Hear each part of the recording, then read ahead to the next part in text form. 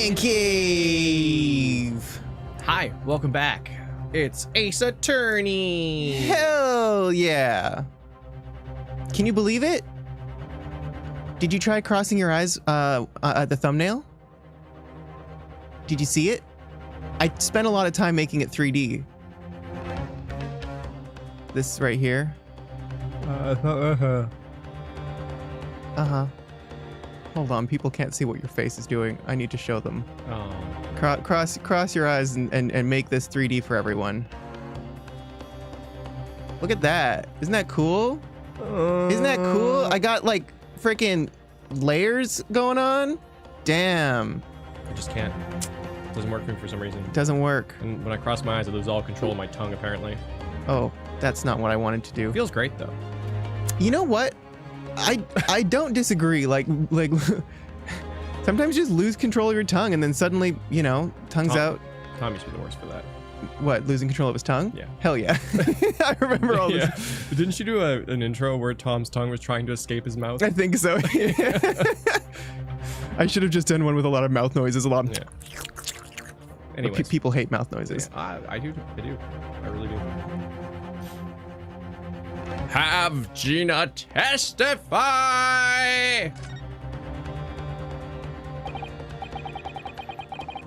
My lord, the defense would like to make a proposal. What proposal, counsel?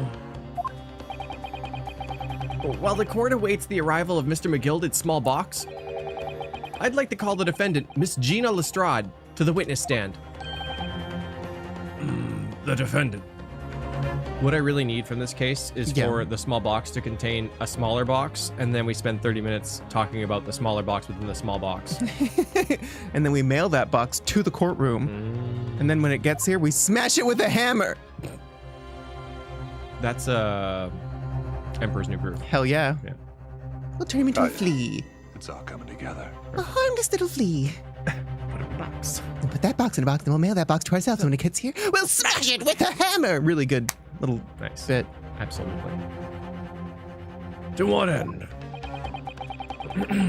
It's to do with the various articles deposited at Windibanks by Mr. McGilded, my lord. Miss Lestrade has information relating to them. I believe it would be beneficial for the court to hear what she has to say. It will prove the significance of the articles in question once and for all. Well, well. Things are becoming interesting. I presume you've considered the implications of the testimony you're proposing.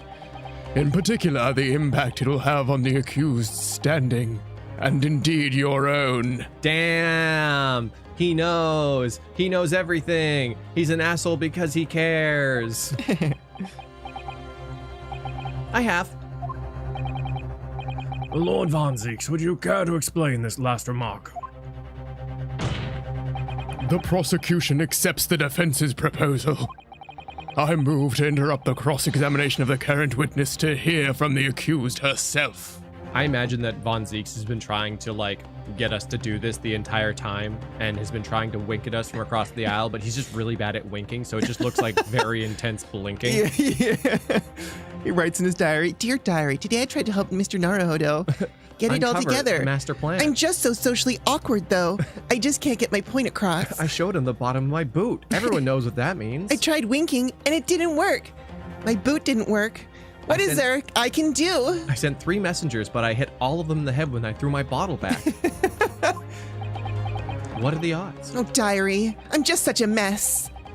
Oh, well, if you have no objection. So the court will now hear the testimony of the defendant, Miss Gina Lestrade. The witnesses currently in the stands may step down now until further notice. And no, you may not leave, and you're also missing your hat. Then I shall bid you good day. I don't think so. Wait. You, sir, shall remain in the stand while Miss Lestrade testifies. You shall. Otherwise, you'd be halfway to Ireland. What if under the boot Andy was written? That would be quite a shock. You're my favorite deputy. That should definitely be a thumbnail. Yeah. Andy. That's funny. As you wish. All right, Gina. It's time. I know this will be hard, but please, put your faith in me. Good luck, Bruno. Wait, where are you going?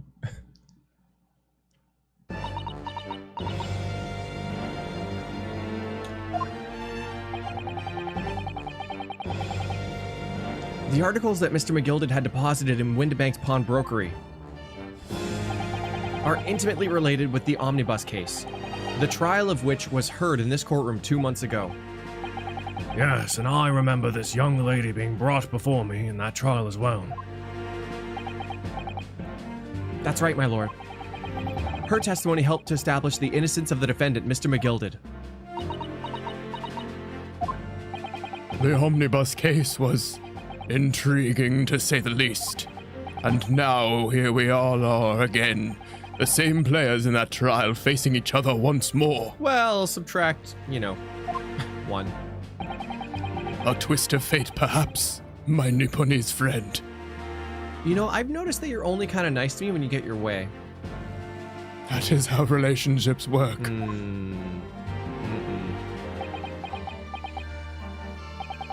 Allow me to recap the events of 2 months ago. An old brickmaker was stabbed to death in the omnibus running along London's winter streets. Apart from the victim, there was only one other person in the carriage, Mr. McGilded. Naturally, he was the prime suspect for the murder. But as the trial progressed, another possibility emerged. That the murder in fact took place above the defendant's head on the roof deck, with the body then being dropped through the skylight into the carriage below. Now that I say it like that, it sounds pretty dumb. Right? I was thinking similar. I'm like, that was really what we said in court, isn't it? Yeah. It was Miss Lestrade whose testimony brought that possibility to light.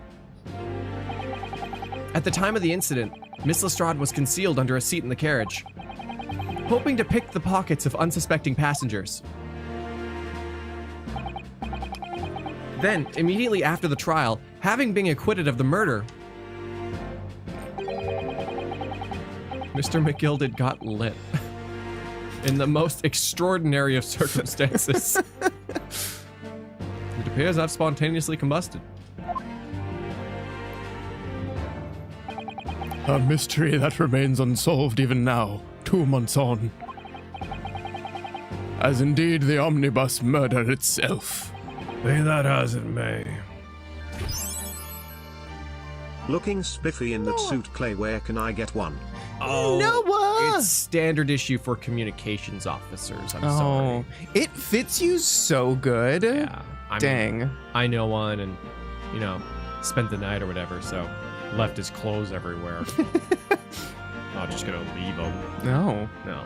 I broke them in a little bit, Absolutely. Little tighter on the chest. Finally caught up on all of your great Ace Attorney streams yesterday and have loved every bit of it. Also, this is my first donation to you. I know! Thank you. Thank you! Hello! Hello! I'm glad you're liking it. This is probably one of my favorite games of the year. Wow. I really like this game a lot. I recall neither the disc nor this small box being mentioned in the course of the proceedings. Miss Lestrade.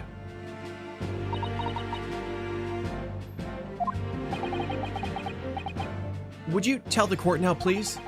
What really happened in the omnibus 2 months ago, I mean? So that I can point out all the lies. I don't know what you mean. Oh. I already said what I know. And what about everything you told us yesterday from inside your prison cell? Please, Bravely- Miss Lestrade. Bravely Default 2 is coming out on Steam. That's awesome. Oh, amazing. I love that. This is extremely important. But Remember, little girl, if it transpires that you willfully withheld information in the trial 2 months ago, the Home Office will seek to prosecute you for perjury.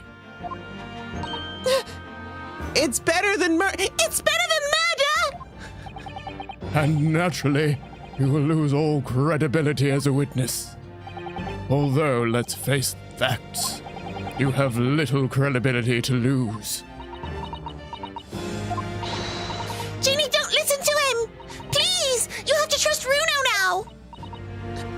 Cyrus, we're on your side. Aww. All right then. I'll talk. It's the right choice, Gina.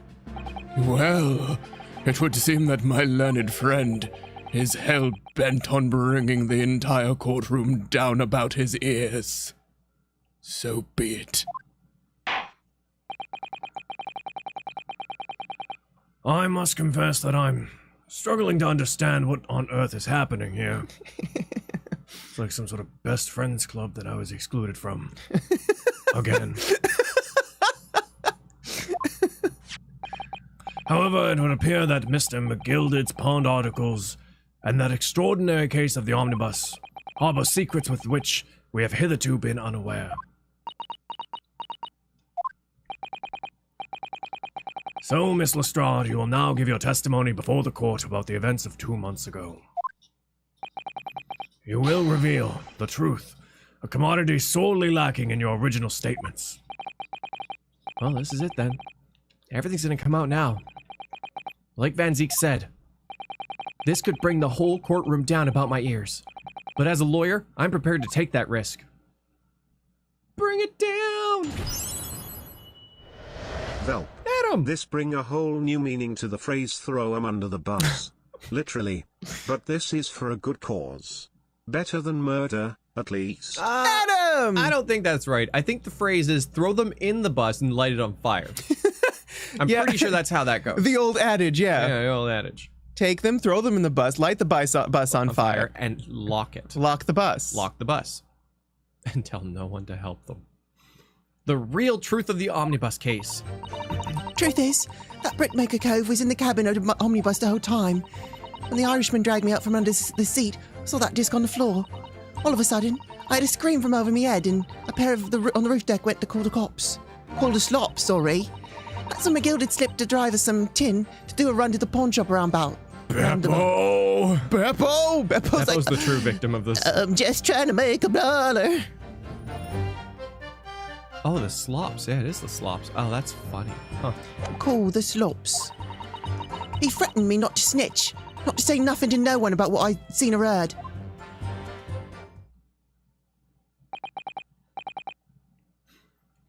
Good grief. This is outrageous. What you've just told the court bears almost no resemblance to your testimony 2 months ago. As you say, my lord. Then there's every chance I may have adjudicated an error in McGilded's trial. It sounds very much to me as if the man deliberately deceived this court in an effort to cover up the most wicked of schemes. Without doubt, your lordship is correct. A great injustice was done in this courtroom 2 months ago. Man. Von Zieks is just like, you know, licking the judge's boots right now. Just. The actions of the accused in that trial, of this witness, and of my learned friend are entirely inexcusable. It's literally I don't believe it. just my job. The whole trial was a farce. That McGilded fellow was a rotten to the core, just like that pickpocket. Don't forget the lawyer from the east. He sucks too. You're wrong! The lawyer! Mr. Noriojo, the lawyer there, he didn't know nothing about it! Humbug! I don't think so. Are we really expected to believe that? I smell a third summation examination coming on. oh, what? Oh, he really stitched everyone up, didn't he? What an operation to get a man off scot-free. Yeah, it really was a human centipede of a trial. Unforgivable! Stop the lies! Have to stop! Stop! I love it's just it's a little backwards, like I get it, but it's like Gina tells the truth. Court. Oh, there's so many lies!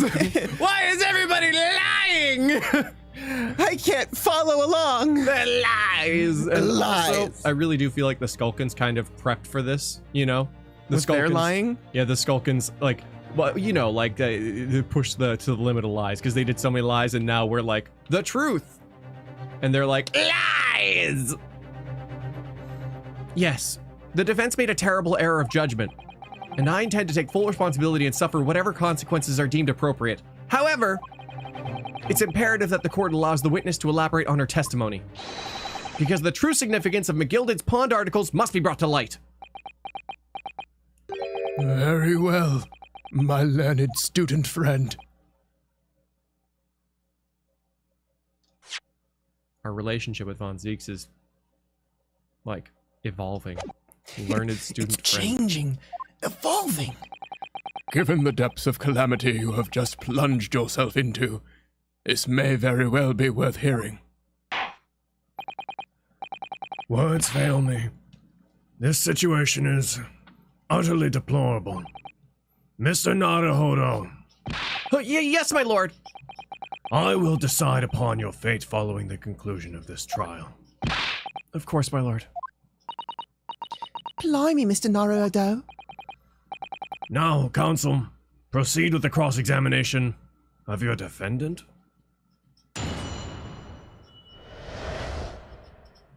The real truth of the omnibus.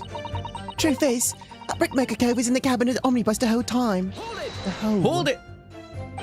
And you were hiding in the cabin at that time as well, weren't you, Miss Lestrade? If I remember rightly, in the storage compartment underneath one of the seats.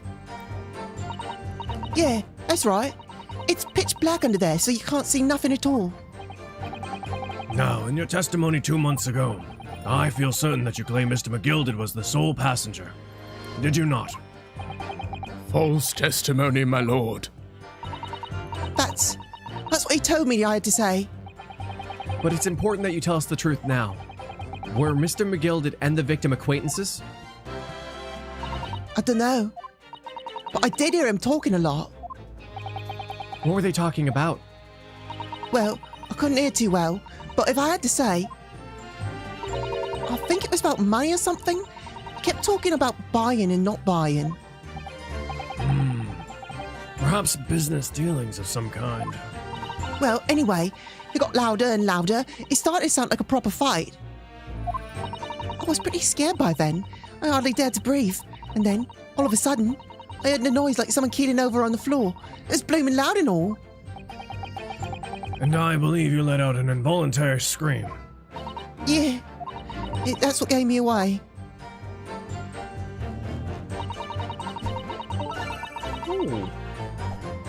Dennis! Thanks for being one of us in at least 2 months in a row. Dennis! Thank you. Me, I've never succeeded at stereoscopic puzzles. Me, let's try this stereoscopic puzzle. Me, is this headache what a hangover is? Ellen Gale! Only Man. if it also feels like you never want to drink again. Yeah, yeah. Hold it! The one I made for the thumbnail's pretty good. Was the disc you saw this disc? Yeah, I reckon it probably was. I was right next to the cove lying on the floor. Couldn't this disc have belonged to the victim, perhaps? I don't know, but McGill picked it up pretty smartish. And then he said, the cove with the knife in his belly up on then he sat the cove with the knife in his belly up on the seat. We're gonna get through it. What did he say to you at that time? He told me not to say a word about what I'd seen or heard to no one. About the disc and all. I was dead scared.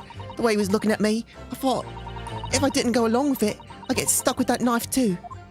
And he started asking me a load of questions, like what my name was and where I lived and all that.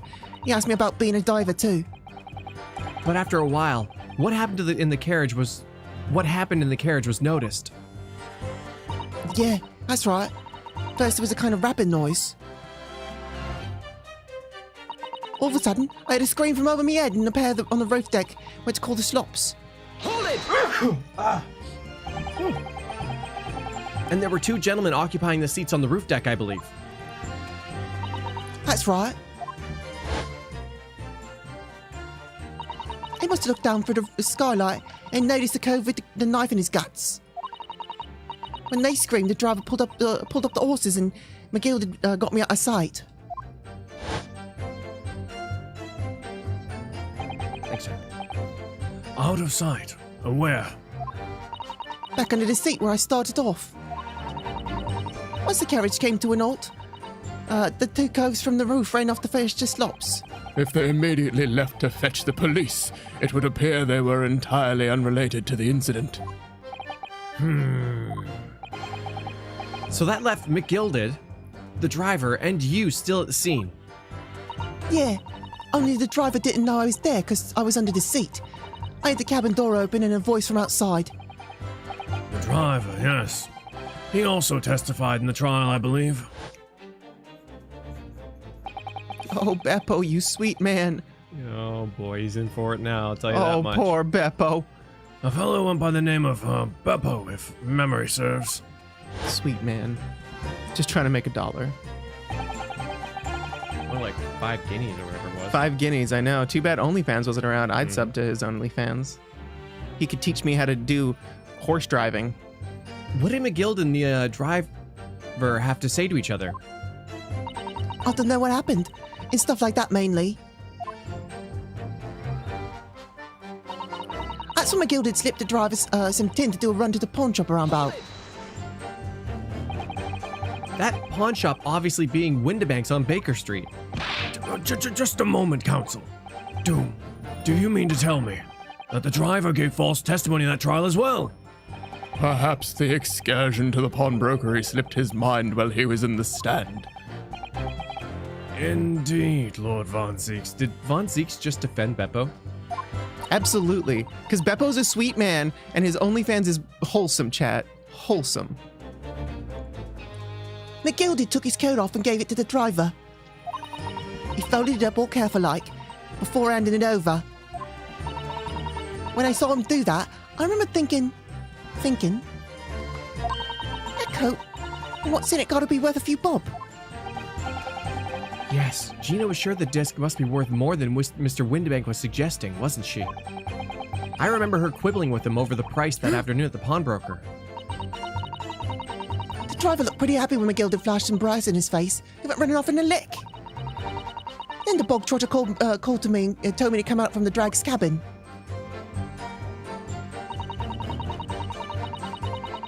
He threatened me not to snitch.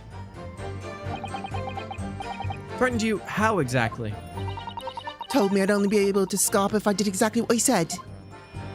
Which included giving false testimony in the court 2 months ago. Yeah, that's it. There was one other thing he said. Which was... He told me I'd have to hang on to the ticket from the pawn shop, make sure not to lose it. The ticket? Oh, well, I never. Said that if he didn't show up and get the ticket off me before 2 months passed, I had to go to the pawn shop and pay the money to keep it in lug, stop it from being forfeited.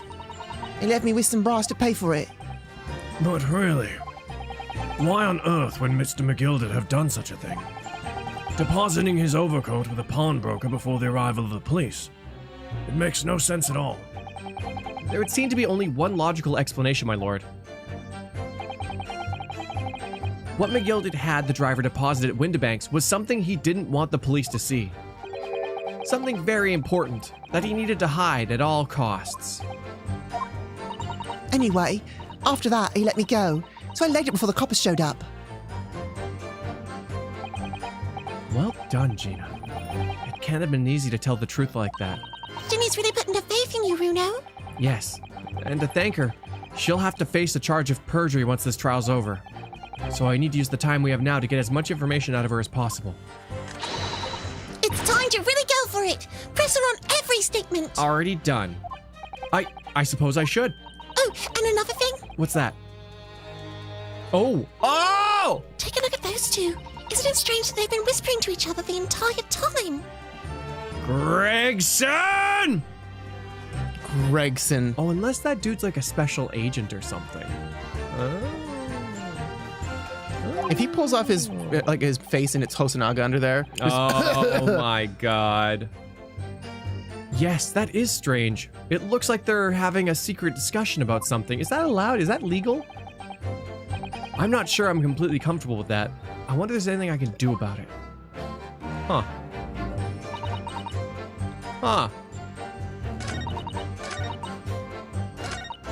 What can I do about it?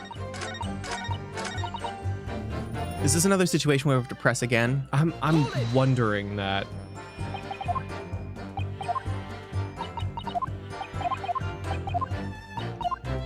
Oh, hold on. Excuse me. Is there something you'd like to share with the court? Oh my God, Inspector that's so Gregson and Mr. clever. Graydon?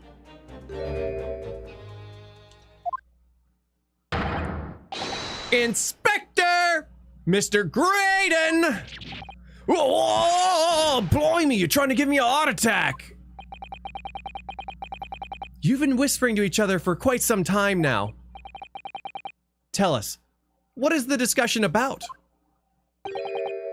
Oh, discussion? With this fella? Pull the other one, sunshine. You think I've got anything to talk about with a shady gent like this? Yeah. They're either, I'm not sure which side they're on, but they're together. And that's why the other two kept looking at Gregson. Yeah. Yeah. Oh. And I have nothing to say to this uncouth detective after he deprived me of that disc that was rightfully mine. But then, yeah, why would he do that? That's so weird. I saw you together! But they've clearly been talking the entire time I've been cross-examining Gina. It's as if they've been negotiating.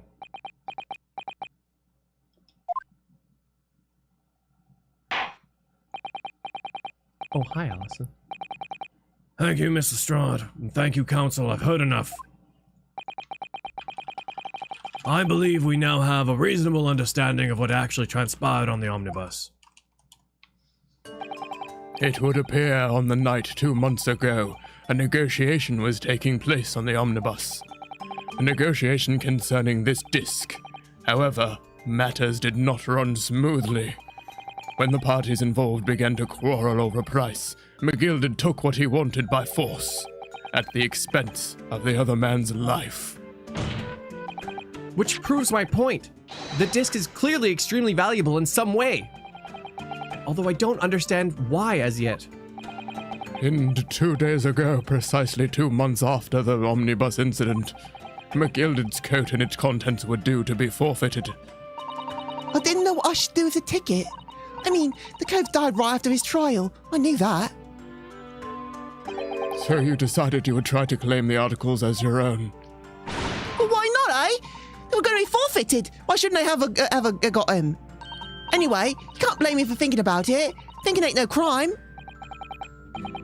Miss Lestrade, it would appear that Mr. McGilded was prepared to kill in order to take possession of this disc. Do you know why that would be?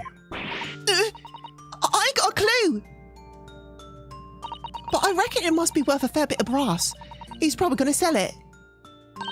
And you can't blame me for thinking that. Thinking ain't no crime. It will be. My lord! Not me. My lord! Oh! Nope. Wait, we requested evidence? Oh, the box! The box! Of course! Right, yes, the box! Our delivery's here. Wow. Bailiff has your order. DoorDash. Shit. The evidence your lordship requested has been located and is ready for the court inspection, sir! Boom, boom, boom, boom, boom. Ba ba ba boom, bum bum bum bum. Bum bum bum bum bum.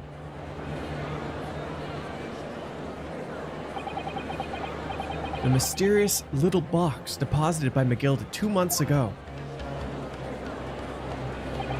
There's no doubt in my mind that it's a key piece in this far-reaching puzzle.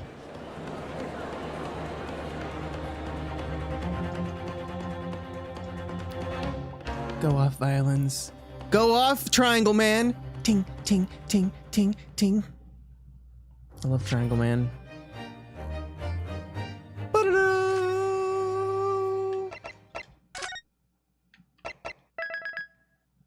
So close to that to be continued every time. Do you think that to be continued is motion captured? Hell yeah.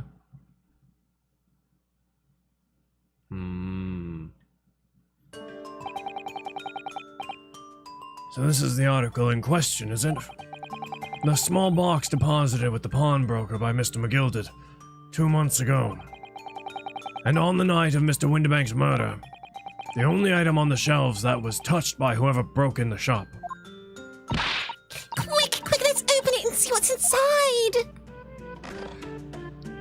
Uh-oh. Uh-oh. Good gracious! This is no ordinary box, it seems. Wow. Although, in truth, I had an inkling that that might be the case. It would appear that the box houses a miniature music box movement. Then is it too much to expect? I think it would be reasonable to assume that it is a device for playbacks of this disc, my lord.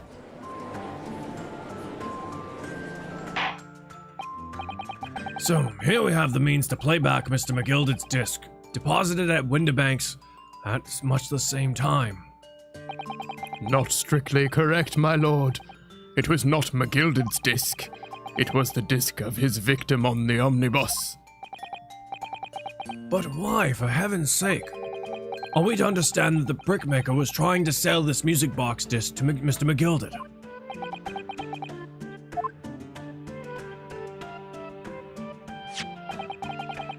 I believe the answer will become clear if we listen to the music on the disc, my lord. What Yes. kind of music do you like? Oh, well. I like this. Let the bodies hit the floor. Let the court now listen to this curious disc at last. Oh, wait, my lord! Good grief! What is the meaning of this, Inspector? Oh, the music box disc are, well, they're unrelated to the case. No need to spoil the somber atmosphere in the courtroom with some silly bit of music. This disc may very well have motivated the culprit in this case to commit murder. Clearly, there's every chance that it's fundamentally important to understanding what happened. The prosecution has no objection.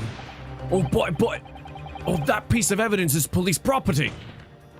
Clearly, Scotland Yard has some vested interest here. Woo! But it is policy of this prosecutor to leave no avenues unexplored. And you, Inspector, have no jurisdiction here to prevent that from happening. Oh, no! No further delays, please. Play the disc. Not gonna lie. You doing like Gregson made me want to do it even more. And really, Thank congratulate. I bet it's because you're starting your 3rd month. you. That's why. Mm-hmm. Yeah, it's Morse code for sure.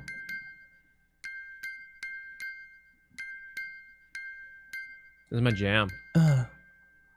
Yeah. Stop. McGilded Stop. fried. Stop. McGilded died. Stop. McGilded lied. And now we cried. Yeah. Yeah. Get some NyanCave music. What on earth?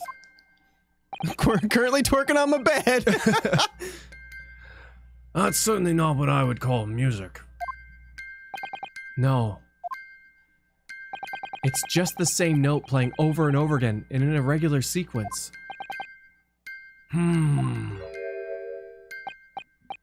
Oh no. He knows. He knows. He knows.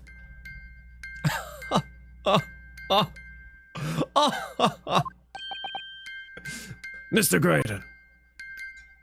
This really is priceless. Yes. After all that, the music box is broken. I knew it. Don't you dare. No, it can't be, can it? The lady, the telegram lady I know. on the jury, she should recognize this like instantly. It's her job. Sorry. Stuff. Well, obviously. In fact, I wouldn't be surprised if the officer sent to fetch it didn't drop it on the way back to the courtroom. How dare you! Ow! Let me at him! No! Let me at him! Let me at him! I'll kill him! I'll kill him! No, you keep yourself calm. Well, with much regret, I feel the court must accept that this music box offers little in the way of clues.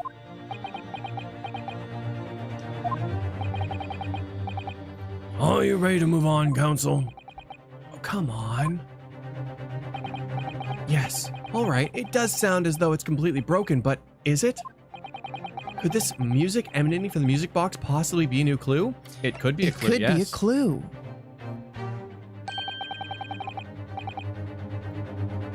I believe that it could be relevant, my lord.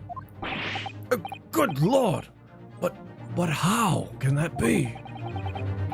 It's an abomination, Council. Mere noise! I fail to see how it can have any meaning whatsoever. It does sound strange, I agree. But there's one thing bothering me. While Graydon stands there, chortling victoriously, A nice chortle. the inspector beside him has a rather telling expression on his face. It's as if Gregson recognizes the sound, as if he's familiar with it somehow. And that's making him appear extremely on edge. If that's the stance of the defense, my Nipponese friend, answer me this. Chortle. Oh!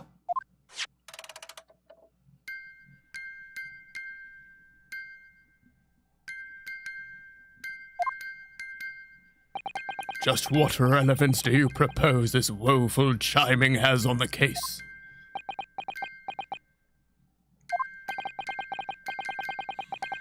It's the defense's belief that the sound emanating from this music box... Oh god, I have to do it.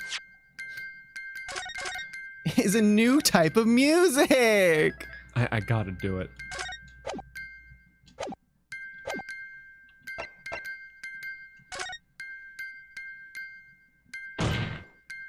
It could be an unusual genre of music that none of us are familiar with.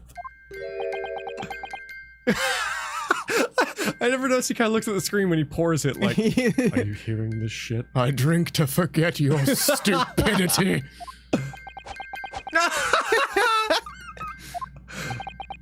Council, would you care to elaborate on that remark? Well, it could be a new style of music that's about to take the world by storm, for example. I think not, Council. Such monotonous nonsense could be pleasing to no one's ear, surely. Well said, my lord. And here's to my learned friends seeing that remark's true meaning. Well, thank God they didn't live to the 21st century. Oh.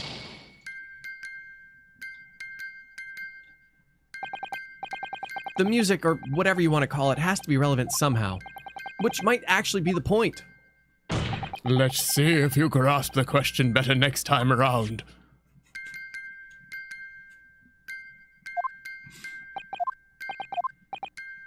Like, someone's got to have made a remix of this to have an actual, like, Oh, yeah. tune to a song in this game. Like, 100% they have to have. Not supposed to be music. Just because this is a music box doesn't necessarily mean the sounds we're hearing are music. He's like, oh, fuck. Well, Yeah. Look at that. The smile vanished from Graydon's lips as soon as I said it. I'm on the right lines here. I must be. Oh, making deductions based on how people react to what you say. What's amazing is that we made deductions based on how they reacted, and then Iris made deductions on us based on how we reacted, that we were making deductions based on how they were reacting. yeah. Probably. You're acting just like Hurley, Runo. Objection!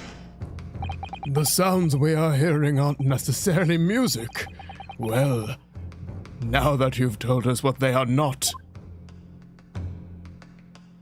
I'm sure the court would like to hear what they are. Do enlighten us, my Nipponese friend. Well, Surely you have an idea in mind, because if not, it will be the death of your ill-informed argument. exactly. Tell him, boys! Tell him he's stupid! The music box is clearly broken. Refusing to accept that fact is pure foolishness. They've got me. I don't know what the answer is. Yet. Runo? I've just examined the music box very thoroughly. and I'm fairly certain that it's not broken at all. Really? Really? It's the way it's been made. It can only produce a single note anyway. Thank you, Iris.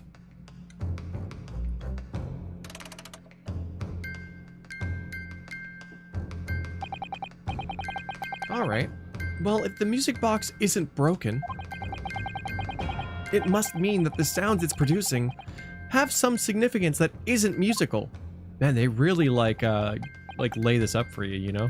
Yeah, I think it's for people who are like unfamiliar with the idea of Morse code. Yeah. I remember learning like Morse code in some sort of like grade school though. Right? I kind of remember that too, and I don't know why. I don't remember any of it. They didn't spend like a crazy amount of time on it, but I'm pretty sure they taught us how to do like SOS. Boop, boop, boop, boop, boop, boop, boop, boop, boop, boop. Yeah, like I'm pretty sure it was like grade 4 or 5. Could it be? Is that what these sounds are? Something just struck me, Rudo. I feel like recently, in the past few hours even, I've heard another sound very much like this one the music box makes.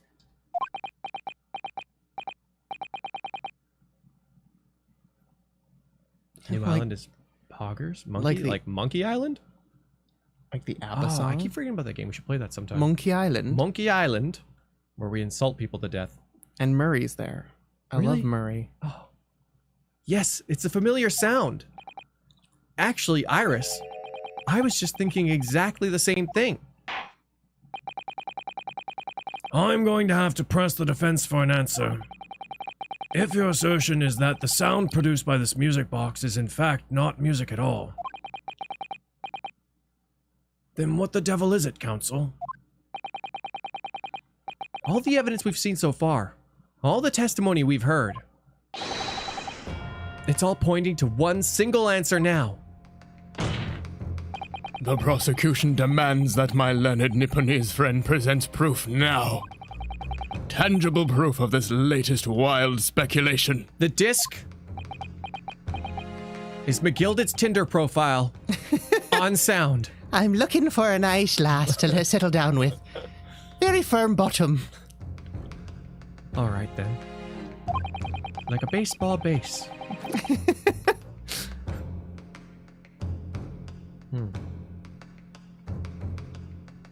This could be the best chance I'm going to get to fight back in this trial. And if I'm right, it's going to join all the dots together. Oh my god, the killer. And now McGilded is Tinder. Yikes. Yikes. Oh shit. We actually have to do it.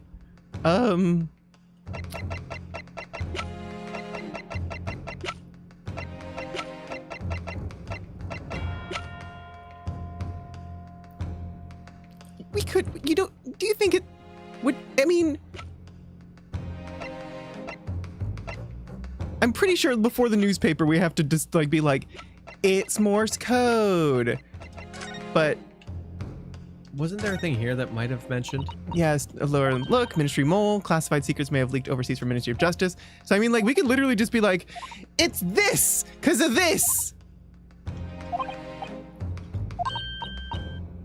I think this is it. Are you looking for a new career? Yes, it could be, and that explains why Gregsy was acting all weird. That's the only one that has any relevance Right? to it at all. Yeah, let's do it. Take that! Ah, yeah. Today's paper, Counsel. The headline is Pawnbroker Perishes in Pick-Purse Plunder. Hardly supportive of your cause. No, my lord. I was hoping you to look a little further down the page. Now, further down, not the funnies. Never really cared for the funnies. I do love Garfield. What a lazy cat. Oh, he's eating lasagna. Oh, he's eating 2 lasagnas and claiming it's one. What a rapscallion. When will he ever learn? Ministry Mole, where classified secrets may have been leaked overseas from Ministry of Justice. Ah, yes, that's a very serious matter. Being investigated at the highest level, I understand.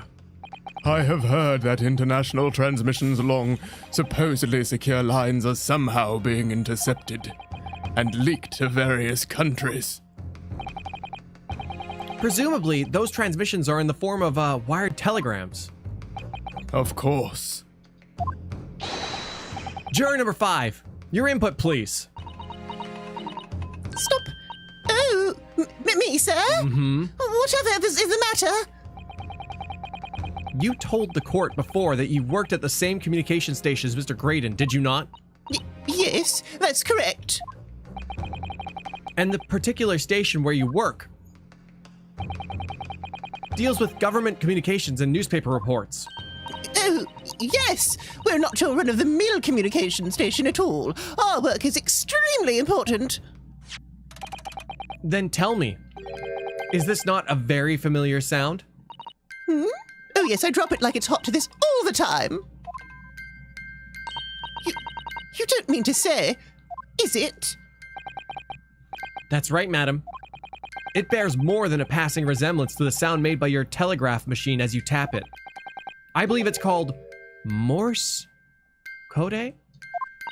But I don't believe it! Now, correct me if I'm wrong, but when it comes to leaking telegrams from government departments, there could be nobody more perfectly placed than a highly skilled communications officer. Are you suggesting that the music box disc contains stolen government secrets in Morse code?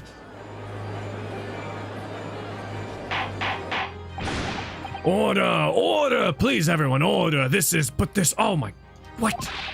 high treason, counsel, deserving of capital punishment. It's too much vocabulary. What is treason? And what is this capital punishment? The sorts of words I'd half expect you to know. Woo! Wow. Woo! For our sovereign government's confidential information, hostile nations would surely pay almost any price. Yes, and on that night 2 months ago, that was the very negotiation that was taking place inside the omnibus. But in the end, Mr. McGill had perished, and the all-important disc lay unclaimed in the pawnbrokery. My word! In which case, whoever stole that information in the first place must surely have been beside himself with worry. Because if the disc were to be discovered before it found its way out of the country, It would reveal an act of high treason, punishable by death. So the culprit had no choice but to retrieve it. And in order to do that, he would have to gain entry to the pawnbrokery illegally in the middle of the night.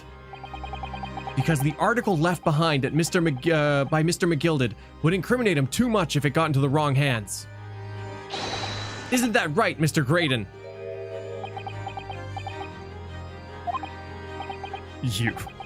You think I've been stealing government secrets? Preposterous! Absolutely preposterous! So, in response to the defense's accusation, you claim complete innocence, do you? Well, of course I do. I've had to stand here in silence while that pretentious foreign lawyer has been prattling away. Objection! Then by all means, counter the charges, sir. The prosecution demands the witness testifies in response to the accusations brought by the defense. Delighted, I'm sure. The witness is reminded that the crime under scrutiny in this trial is the murder of the pawnbroker, Mr. Winterbank. That being a most flagitious offense, Yeah. I guess. I've never really... I mean, I English. assume it just means serious. Right? But, yeah. For which the law of this land sanctions a capital punishment. But the heinous act of high treason is no less a serious crime. I urge you to bear that in mind as you testify, Mr. Graydon. So then, let us proceed. Oh! Ha! They're back! You gotta let us have a rabbit and pork here, Governor. We got things to say. Oi, I beg your pardon. And who do you think you are? Name's Matt Skulkin. Occupation is professional baddie. Name's Ringo Skulkin, but we ain't baddies enough to sell out our motherland. That's right. We're what they call the Three Skulkin Brothers.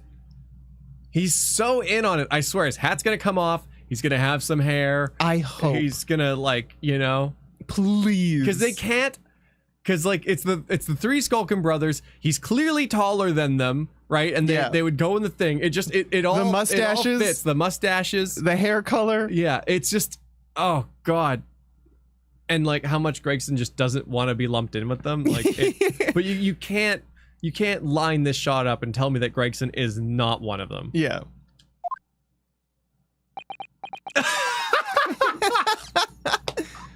Like, these are just so good. Oh, it's so stupid. I love them so much. Like, just the expectant look, like Gregson's the stupid one. You know, that's what really that's what really sells it. Flagitious? Fajita? That doesn't make it any easier. Fajita. Bad timing, fellas. Very bad timing.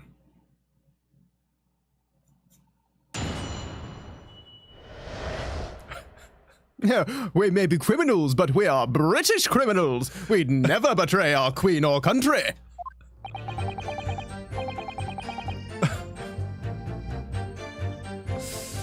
Oh god, I have to get together.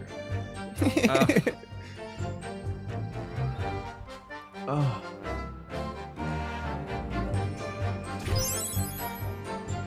My god, the Queen's English. Many difficult words. Today, I come to you with very difficult British words. Philanthropist. And all those difficult words allow them to understand that the correct saying is, I couldn't care less. I couldn't care less. I couldn't care less. I could care less. No! Fuck Implies that there is some level of care between not caring and caring quite a lot. Because you could care less. It's a worthless statement. I've watched David talk about caring less and couldn't caring less. Right? Hold down the fort like it's some sort of bouncy castle. It's hold the fort. A mere communications officer couldn't possibly steal confidential government information. Besides, the sounds produced by that music box aren't even Morse code. It was some low-class brickmaker negotiating with McGilded anyway, was it not? I've no relation to this. Look, we all we done was broke into the gaff the other night, like he told us to. If we'd known there was dodgy government secrets involved, we wouldn't have touched it. Oh, they're good guys. They're bad guys, but they're good guys.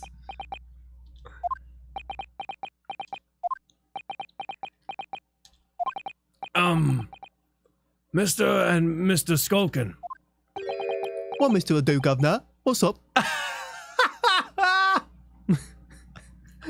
Like, just the matter, like, I just love it so much because the way they talk is that everyone else is the idiot, and I love it so much. It's very good. Was he daft? Two misters. Two misters, what do you think he is? Who do you think he is? I'm only one person. Just one bloke. Do I take it that you now admit to the crime? That on the night in question you did indeed gain entry to the premises illegally? And moreover, you did so as a party of 3 in collaboration with Mr. Graydon here. We did, Gov! We did! Quieten down, please. What say you to that, Mr. Graydon? I have no idea what these two ruffians are referring to. You little rotter getting us mixed up in all this monkey business. You never said nothing about no government secrets. It was supposed to be a straight up job. And what about the geezer whose shop it was, eh? Poor bloke didn't have to die, did he? Nice to know who your friends are. Whatever these men say, I deny the accusations. Your mum denied the accusations last night. Well, I certainly wasn't expecting this little music box to become so significant in the proceedings. However, as it has, I will admit it into the court record as evidence.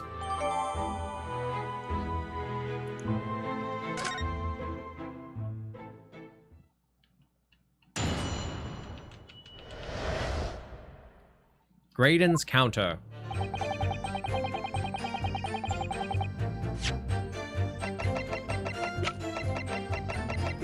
So much evidence. So much evidence. Secret button? Oh, What is it, Bruno? I've just noticed something about this music box. Looks like the bottom of it opens up as well. Oh, you're right. Well, come on then. What are you waiting for? Let's open it. All right then, here goes. Oh, side B! Look at that. There's another movement on the other side. So, does that mean you can set another disc to play on its back? Yes, I think so. And it looks like two movements are linked together. They're linked. So if you had two discs, they would both play back at the same time. And that's why no one can understand the message. Oh. Oh, this is so clever. That's neat. It would kind of And it would sit like that. Oh, wow. Oops. Who'd have thought there'd be a second movement on the other side of the box? And this movement is like the other one. The comb's teeth are all the same length. So this movement also produces only a single tone like the other one. Yes, it must do. Except that the length of the teeth on the two combs isn't the same. So the single tone produced by this movement will be different to the single tone we heard already. What? Basically, each movement can only produce a single note. But the notes they produce are different. A music box that can only play two tones. This is really neat. And apparently if we press one like the Skulkin brothers when it's not their turn, Oh, we get some cool dialogue, That Angry makes sense. says. See how the... Oh, whoa, weird. And Judge is rubbing off on you. Yeah, I guess so. Britain's been difficult. Been rough on Naruhodo. Yeah. He's aged immensely. See how the For McGilded disc sits in the music box? The man deposited it at Windbanks. It couldn't have been a more perfect fit. So there's no question then. The disc was designed to be played in the music box. And yet, despite that, the sounds it produces are neither musical, nor do they appear to have any meaning. It just doesn't make any sense. I wonder if perhaps there's more to this music box than meets the eye. Maybe we haven't discovered all its secrets yet. Music box, more than meets the eye. Playing two discs at the same It's weird time. It didn't update, but That is that's interesting. That's fine. That's fine. It's fine. Hold it! So the newspaper headline is accurate. Government communications are being intercepted. How could I possibly know? What do you mean by that? Any important government communications are handled by high-level officers, by specialists. General members of staff in the station where I work would never be entrusted with sensitive information. Oh no, stop! Must say something, stop! Let me guess. Juror number 5. We regular communication station officers aren't as lowly as you're being led to believe. A team of us are responsible for setting up and testing the telegraphs used by the ministry. And Mr. Graydon is the team leader. Oh! That's fascinating. So he could set something up to intercept it. Graydon is a highly skilled operator. Stop! Currently in the presence of idol. Stop! I knew it. Oh no. So you had access to the equipment used for these confidential communications, Mr. Graydon? Well, what of it? The transmissions are always made behind closed doors, so they can't be heard. And in any case, all messages are sent enciphered. Normal employees couldn't possibly understand them. Oh no, stop! Must say something, stop! This lady is destroying her idol right now. Mr. Graydon regularly attends meetings with the ministry technicians and the ministry communications team. He assists them in ensuring that there are no errors in important international communications. Ah! And he's received the top prize at cipher cracking and convention 5 years in a row now. Oh. Am spy. Am also doing cipher cracking conventions. It's like, ah, yes, you've won top prize of the cipher cracking convention. You get a 2-week vacation at this remote hotel where many accidents are known to happen. Have fun. That's fascinating. It just doesn't feel like you'd want to out yourself like that as someone with those skills, you know? Graydon is a highly skilled operator. Stop! Currently in presence of idol. Stop! Well, your idol would appreciate if you'd keep your mouth shut! Well, she should really pick her idols more carefully. I tell you, this lawyer's accusations are completely unfounded. Besides, the music, the sounds produced by that music box aren't even Morse code. They're not? To anyone with a brain, that would be blatantly apparent on listening to that music box for even a few seconds. Obviously, I knew that it wasn't proper Morse code when I heard it. I was like, this Yeah, couldn't possibly. yeah. Wait. Of course, of course. Durr. Chat, you thought it was Morse code? Wow, look at these people out here thinking Morse code. Surely it can't be that my learned friend is unfamiliar with Morse code. Ouch. He looks genuinely shocked at my ignorance. Oh, I'd be more than happy to demonstrate the basics for you, sir. A lesson? Here in court? Morse code is a continuous series of 2 distinct tones. Ah, tones, you say? No, tones. Yes, a short dot and a long dash. By combining those in different ways, you construct letters. I see. For example, this is A. And this is B. But when you listen to the sound produced by this music box, you only hear one sick fat tone, don't you? But it sounds so similar. The rhythm of it's the same in everything. But there's no discernible meaning to this apparently random sequence of sounds. So your assertion is fundamentally flawed. This is not Morse code. No! Really, you shouldn't be so surprised. Excuse me. Mr. Ringo Skulkin, do you have something to add? Eh? What? Something was said just now that appears to have got you thinking. Oh, well, yeah. I was just thinking about my bruv Soki. Oh, the one you've lost touch with? Yeah, blimey. He could be a saint sometimes, that one. Oh, they all eat things too. Oh, they do. Always used to give me a share of grub whenever he had anything to eat. Aw, he sounds like a very kind man. Get out of it. These chips are mine. I'm not sharing. You've changed, Sulky. You've changed. Damn, that it blew the whole press. Hold it! Excuse me. Mr. Nash Skulkin, do you have something to add? What? Something that was just said now appears to have got you thinking. Oh, well, yeah. I was thinking about me bruv, Sulky. Oh? The one you've lost touch with? Yeah. God, it could be a nasty piece of work sometimes, that one. Always used to nab me share of the grub when we had anything to eat. He does... Why does this keep happening? He does sound like a very mean man. Oi, what are you, sulky story? What are you looking at for me, sunshine? I gotta go pee, I'll be right back. Hold it!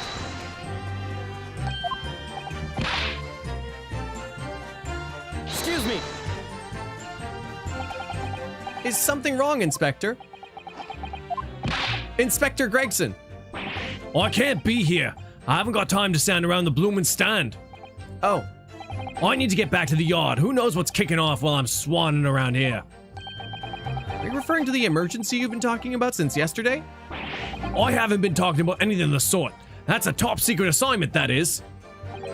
Says the detective, at full volume, in the courtroom, with the public gallery. Well, anyway, the point is, I need to get this trial over with as quickly as possible.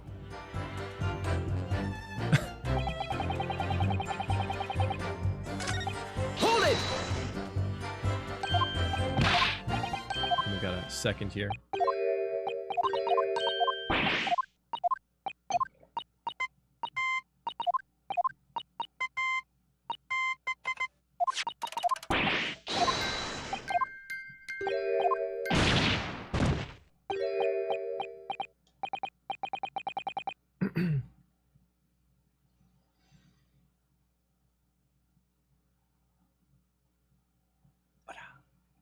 No, wait, yeah. Yesterday I give this game 8 Van Zeke legs. Today I add to that 9 JoJo poses / references.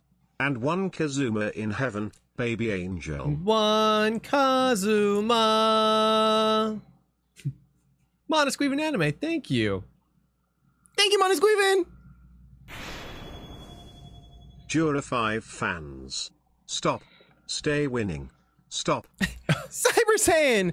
Yeah, I didn't like her at first, and now she's like, She's coming through. she's getting up there. Really? You shouldn't be so surprised. What did I tell you? That music box is nothing but a worthless piece of scrap. Perhaps you might consider studying your subject matter before casting aspirations in the future. Oh, stop. Nothing to say, but stop. Stop. Stop. Oh, it's so frustrating, isn't it? Iris? I mean, if the government secrets were somehow being leaked using the music box, so many other things would slosh into place so nicely. Could there still be something I haven't considered? Would it really be impossible to use this music box to somehow play back Morse code? I need the second disc. I know, but we give need it the a second try. disc! We need a second disc! There's still every possibility that this music box was instrumental in leaking the government secrets. Instrumental. That's the belief of the defense, at least. Objection! Does it please you in some way, my Nipponese friend, to repeat the same line of argument ad infinitum? Yes. It's already been established that to be Morse code, 2 tones are required. Dots and dashes. Yes, I'm well aware of that. Then what? Well, it would appear the defense has a hypothesis to put forward. You had better present your idea at once, counsel. How do you propose that this music box, which appears to only produce a single tone, could be used to cipher secret messages into Morse code? Oh, yes, but we've already explored it, so we know. Oh, What is it, Bruno? I've just noticed something about this music box. I can't skip it for some reason. You're right. Well, come on then. Open the box. Here we go. Wow, look at that. There's another movement on the other side. Yes, and it looks like the 2 movements are linked together. They're linked. You had 2 discs they'd play back at the same time to make Morse code. Probably. Got it! Got it. Good gracious! Oh, what am I looking at here? Another movement on the underside of the music box. What? It appears, my lord, that the 2 movements are linked together. In other words, you can put 2 discs in this music box, and the sounds of both will play back at the same time. Good heavens! You know what Sholmes is doing right now? Oh, he's getting that second disc. Hell yeah, he is. You better believe. Oh, hell yeah, he is. As the court has heard, Morse code comprises of 2 tones, a short dot and a long dash. With the second disc in place, this music box could be used to generate Morse code and convey a message.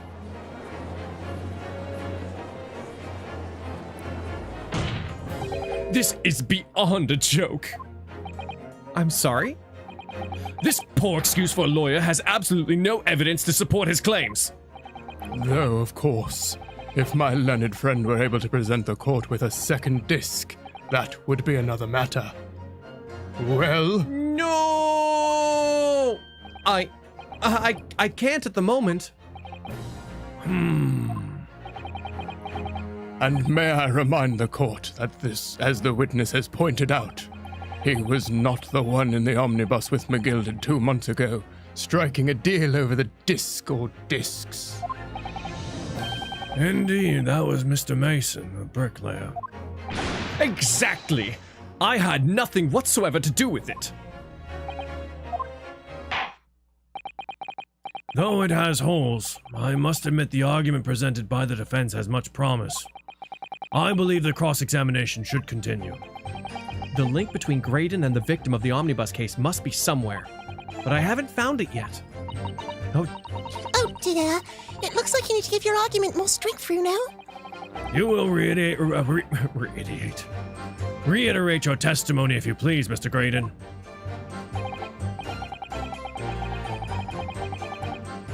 If I must, though I maintain exactly what I did at the start of this pointless cross-examination. Ba-bum, ba-bum.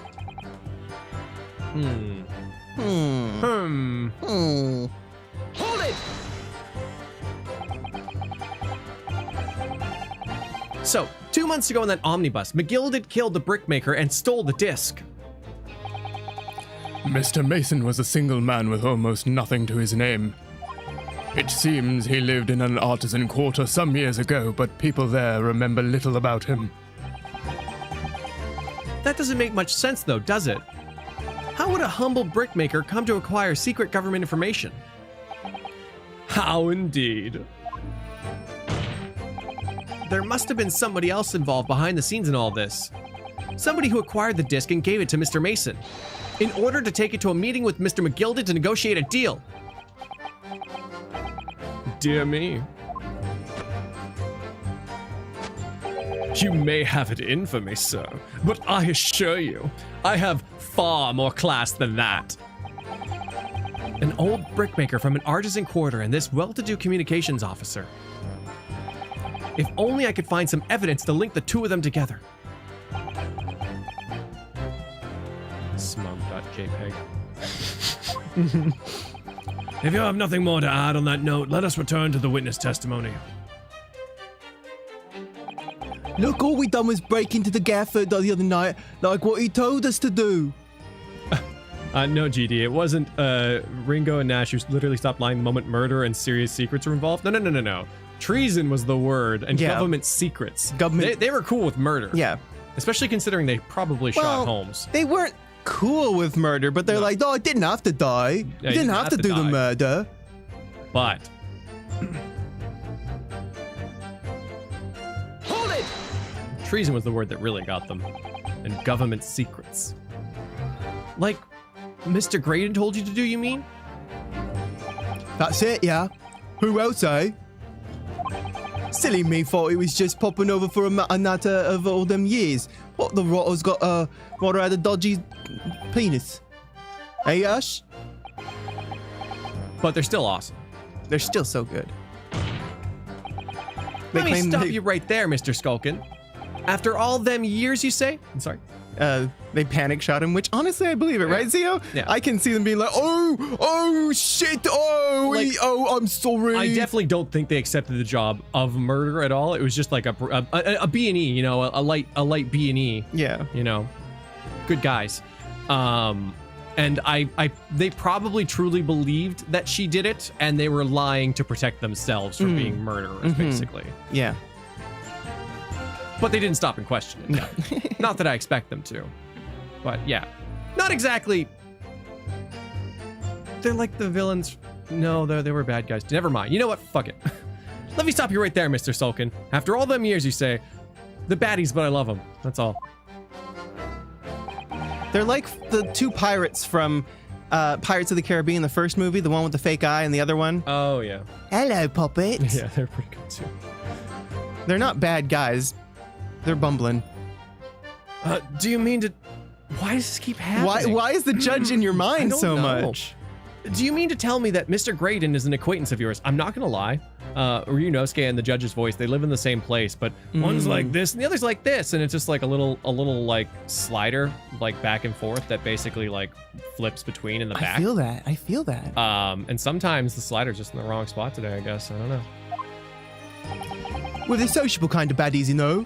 Sure, let's say Graydon's in old China. Look at how happy. Oh, look at how happy. Boop, ba-doop. Oh, China. Excuse me.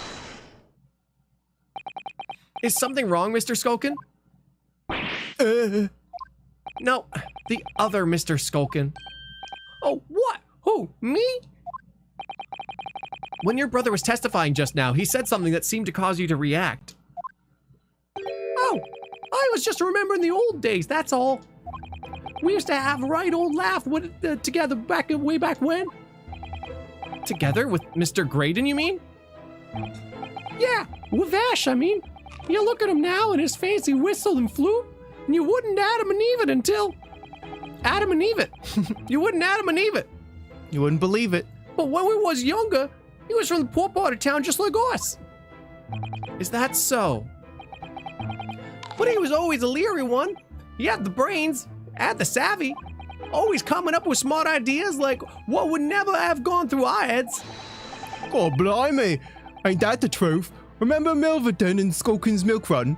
Oh, that was a corker, eh? Save it until after the trial. Your reminiscing has no place in this courtroom. And neither does your fruit. Oi! The geezer asked us a question, didn't he? And we was answering. Yeah, we ain't done nothing wrong. Except kill that guy. Nevertheless, the court is not prepared to accompany you on your trip down memory lane. Aww. Counsel, can we turn our attention back to the testimony, please? I don't know. Could that sentimental story be relevant somehow? Abso-fucking-lutely. Add it to the testimony. My lord? Yes, counsel. The brother's last sentimental statement could hold vital information relating to this case. I was afraid you'd say that. Very well, counsel. I will permit the brothers to supplement their testimony with that detail. Briefly, I hasten to add. Say no more. A Skulkin's never skulking. Milverton and Skulkin's Milk Run. God, them were the days.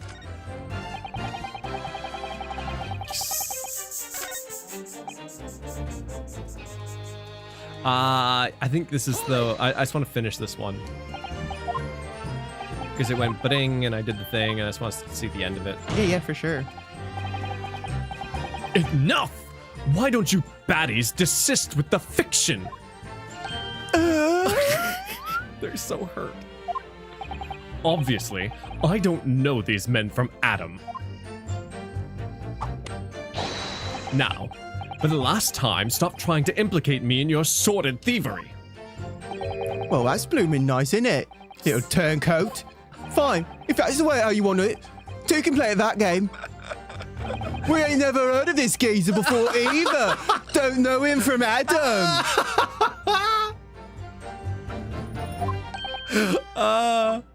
Never spoken to him before in my life. Never even seen him.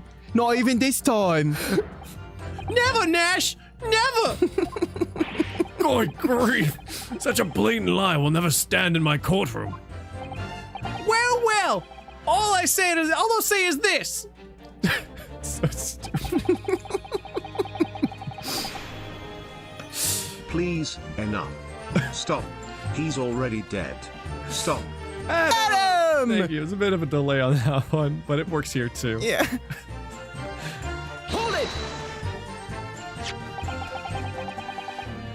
So, did you know nothing about this music box? We didn't know nothing! We didn't planning on knowing nothing about nothing either! But 2 nights ago, you did indeed break into Windbank's pawnbrokery, didn't you? In your original testimony, you said that the door of the shop was ajar, and that it was like some kind of sign, begging you to go in. But the truth is, you were planning to break into the Windibanks all along, weren't you? Oh, we were, Gov, we were. You're right there. Because that's what he told us to do. It was his plan. And why was it Mr. Graydon's plan to break into the Windibanks that night?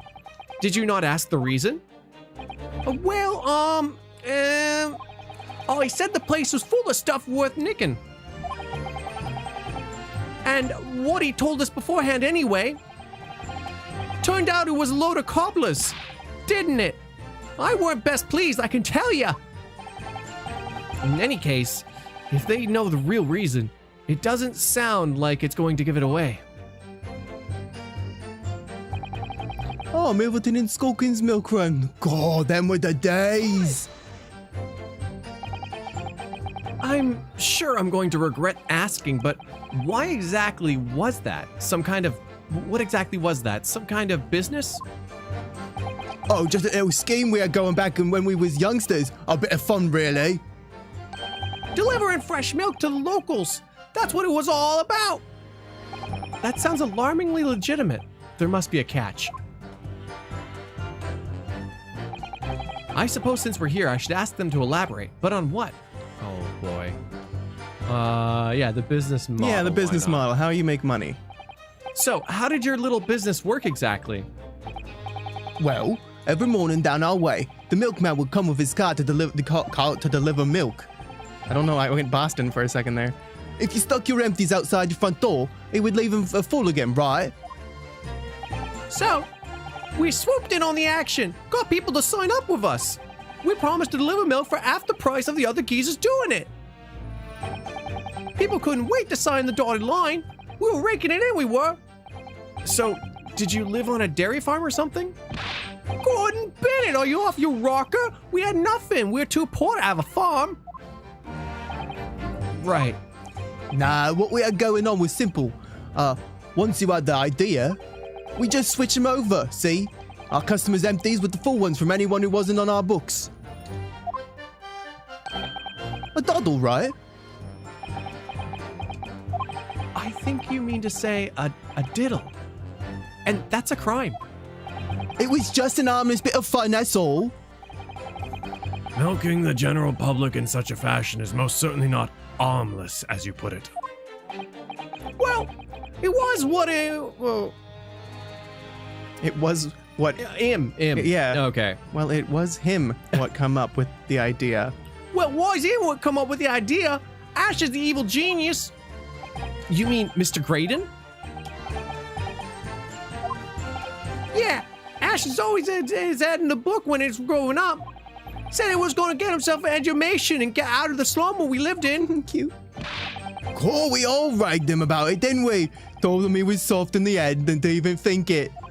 But look at him now. He's only going to become a blanket communication officer, ain't he? Our communications officer, Mr. Skulkin. Shams and Milson's milk run. No, Iris, don't even think about it. All of a sudden, we seem to be up to our necks in a serious matter of national security. Although this talk about interception of secret government messages is still just conjecture at this stage. It would explain a number of things, though, wouldn't it?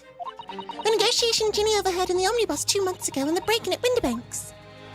But the trouble is, it wasn't Mr. Graydon in the omnibus with Mr. McGilded. No, that was Mr. Mason, the brickmaker who was so horribly murdered. If only there was some link between the two men somehow.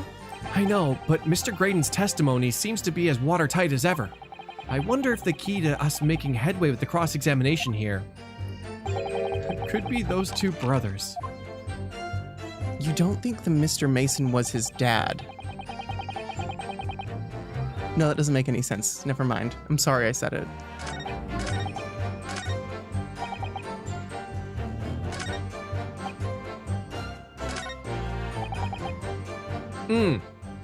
Hold it!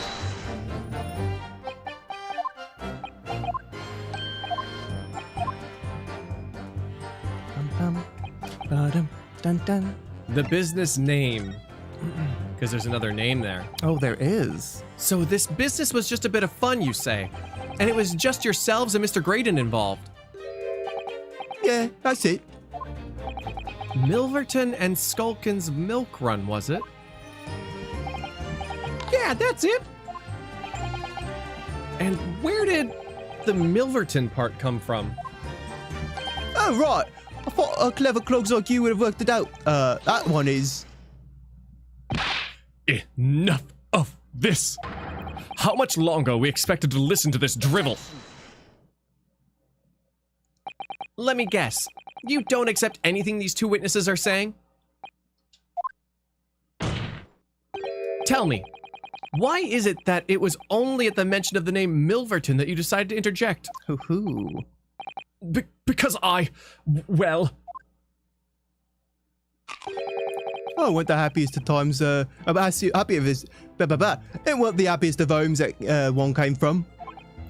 Yeah, his old man was struggling for money so much, his wife walked out on him. I just took the name Graydon then, see?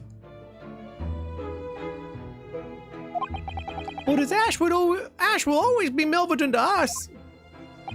Milverton, how many names does this guy have? So that used to be your surname, did it? Of course not. This is all bunkum. I've been a Graydon since I was born. Do you really think you can rely on the testimony of these two thieves, You're a communications officer attached to the civil service. As such, your personal details will be thoroughly checked at the time of your appointment. It would be a very simple matter indeed to subpoena those records, Mr. Graydon. Oh. Well, it would appear that Mr. and Mr. Skulkin's testimony has been reliable for once. Eggert Ashley Milverton Graydon Benedict. Beautiful, GG. Esquire the Third. Esquire. You were born Ashley Milverton, then? Is that correct? Very well. Yes. So Ashley Graydon was once Ashley Milverton. That information could change things, and could turn out to be extremely important. Ashley Graydon. He's a child, last name was Milverton years ago. He's a childhood friend of the Skulkin brothers.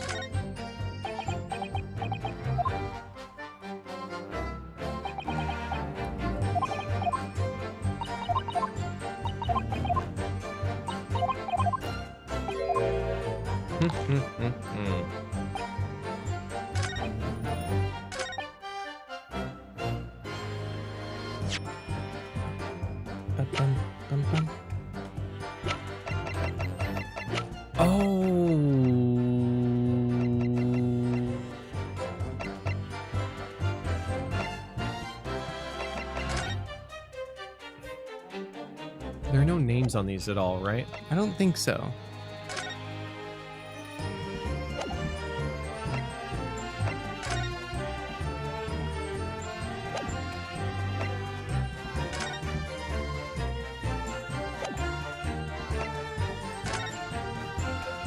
Wait, Mason Milverton. Ah, damn, he was dead. He was his dad. Ah, that's stupid though. It's probably. It's what a pretty dumb stupid. thought I had.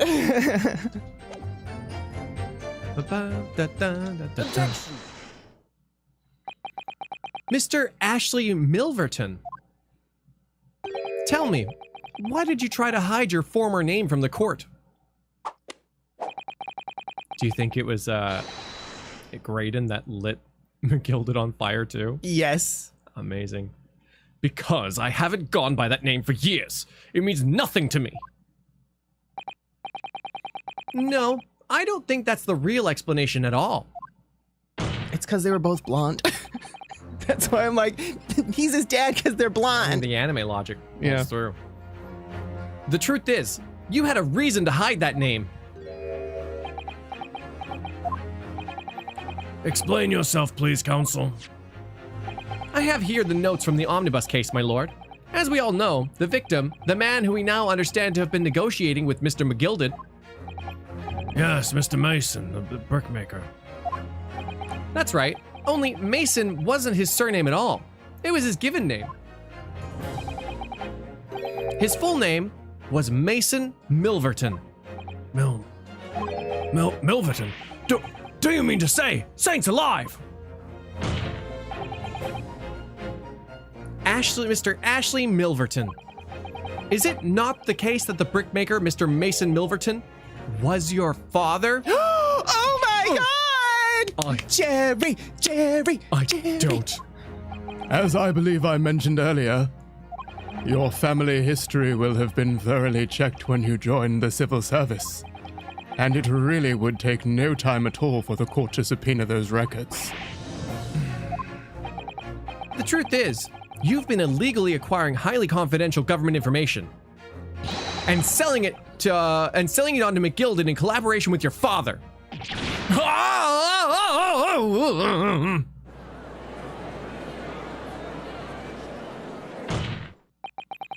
The new facts and evidence unveiled by the cross-examination of this witness all come together to reveal the truth. The truth, you say? That you collaborated with your father, Mr. Mason Milverton, in illegal dealings with Magnus McGilded. There's a lot of M's going on. Right? By dint of this music box, you mean, counsel? Yes. Stealing information being sent in secret government communications and selling it on to McGilded. Mr. Graydon concocted this elaborate scheme of using 2 music box discs to encode the information. And as presumably a safety measure against the information falling into the wrong hands. A very effective one. I shouldn't have given the scheme any credence whatsoever. But the deal with McGilded went sour, and the brickmaker met his end. Yes, but before he was arrested, McGilded managed to temporarily dispose of the stolen disc at the pawnbroker. Then, having learnt of the situation, you appeared at Windibank's 2 days ago in an attempt to recover the two articles McGilded had placed in pawn there. But that attempt failed. One of the discs was seized by the police and the other you never found. So that same night, you enlisted the help of the Skulkin brothers and broke into the pawnbrokery. This time, determined to recover the second disc. Are you suggesting that the second disc was inside the music box? We never knew nothing about that! On the night that Mr. Windibank was killed,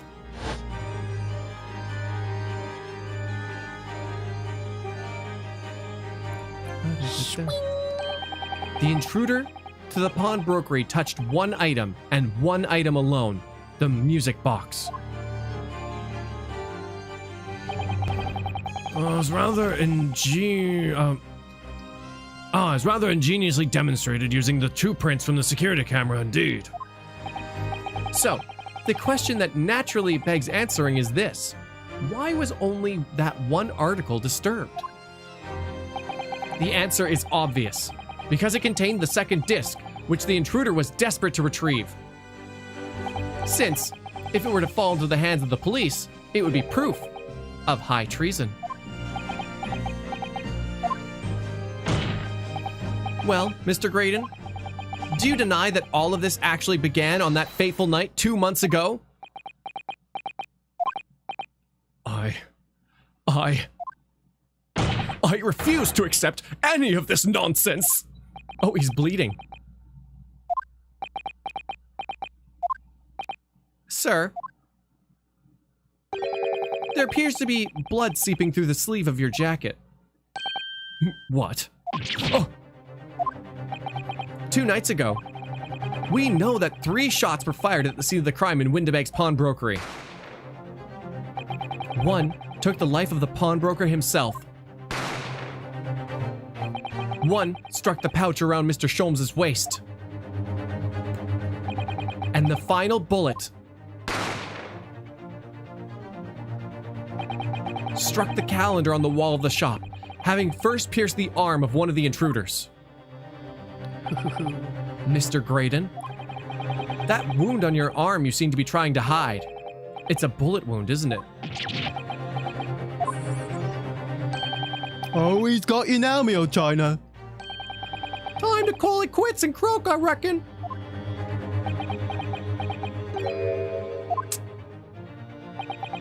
don't acknowledge my presence there under any circumstances whatsoever. Those were my terms, remember? And I paid you handsomely to comply. Clearly, I was a fool to think I could trust some common slum thieves. Fine. I admit it. I was there in Winterbanks that night. I paid this pair 10 guineas to accompany me. And as you've noticed, I sustained an injury in the course of my adventures.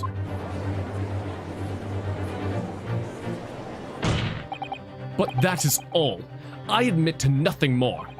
Stealing government secrets, negotiating with Mr. McGilded. As God is my witness, I'm sure I recall nothing of the sort. He's not going to go down without a fight. Not until I can show hard evidence, I suppose.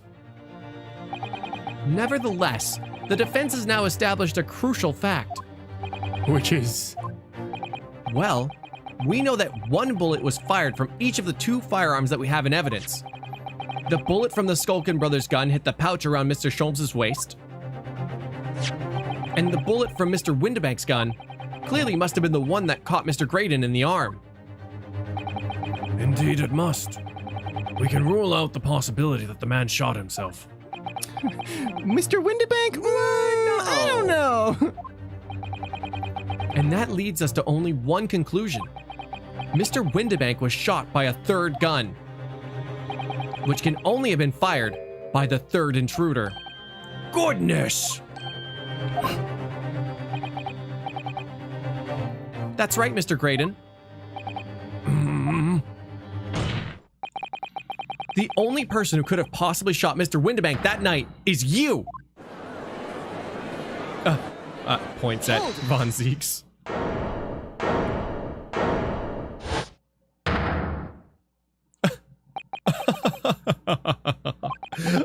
Oh, you little upstart. You've made a grave mistake when you summoned me here. What? What's that supposed to mean? Yes, as you rightly say, I was there at the pawnbrokers. I did my best to hide the fact, naturally. I had no intention of ruining the distinguished career I'd built for myself at the communication station. But did the thought never cross your mind? Did you never consider the possibility? What do you mean? What thought? What possibility? The possibility that if I was there at the scene, I may have witnessed the crucial moment. You see, this makes me a key witness in this case. And I have my hands firmly around the neck of your client. He even poses like the brothers do. Right? What? Oh, are you suggesting? I saw it all. I saw the very moment that pickpocket girl pointed the gun at the poor defenseless pawnbroker and shot him. Really? You what? Really? This is what we're going with? I don't know, man. He doesn't have many cards to play. Order, order, order! Well, it would appear we are finally entering the last act of this theatrical trial. Mr. Graydon, Yes. I trust you are fully aware of the implications here. If it is shown that your claim is false, you will have incriminated yourself as the killer.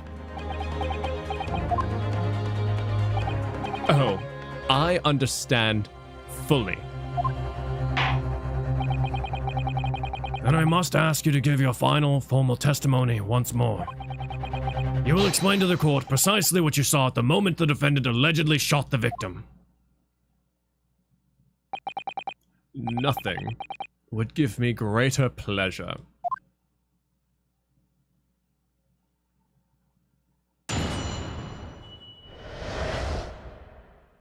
The moment of the shooting.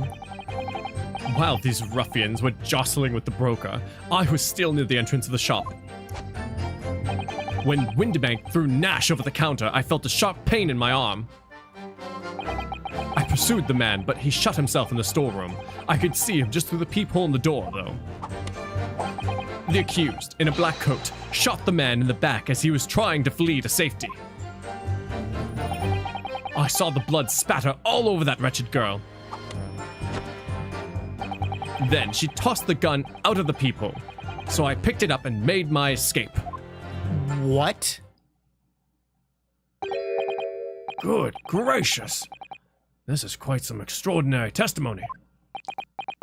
Why? Here, take this gun. Don't shoot me with it. Why? I know, right? You claim, sir, under oath, to have clearly seen the defendant pulling the trigger.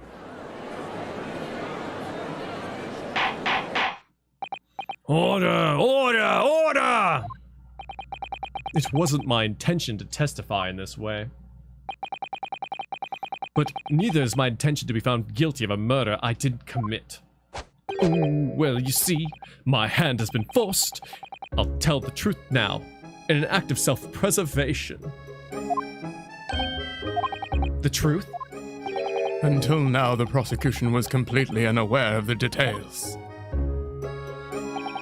Yes, well, sorry about that. Having shot me in the arm, that pawnbroker was then shot in the back by the accused, because that makes sense. And as I said, she was showered in his blood. You say the blood spattered over the accused's coat. Are you sure on that point? Oh yes, quite sure. All over the black overcoat that pickpocket girl was wearing at the time. Really? If her coat could somehow be shown to harbor vestiges of blood, that would be conclusive evidence here.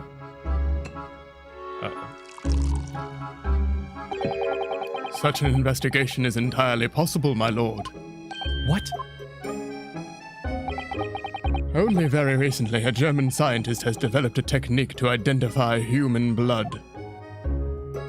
So here's to true science, not some amateurish detective's dubious foray into the world of chemistry.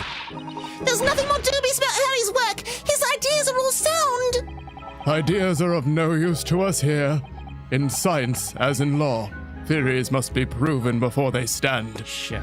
Gravity's just a theory. In Germany, the technique has already been employed in the courtroom as a basis of evidence. Scotland Yard has a small quantity of the chemical reagent used. With your lordship's permission. We could shatter all vestiges of doubt within minutes. This doesn't look good, Runo. Why not? Well, we know, don't we? We know there's blood all over the front of Ginny's coat. If they test it with their chemicals... Oh, help, you're right! I was forgetting what happened yesterday. But we know it's the brickmaker's blood. Don't move, Ginny! I'm going to shoot!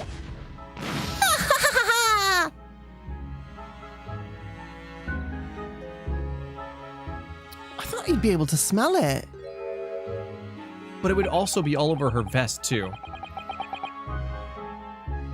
That's not Mr. Windibank's blood. That stain is from 2 months ago. That's Mr. Mason's blood from when he was stabbed by Mr. McGilded, who was wearing the coat at the time.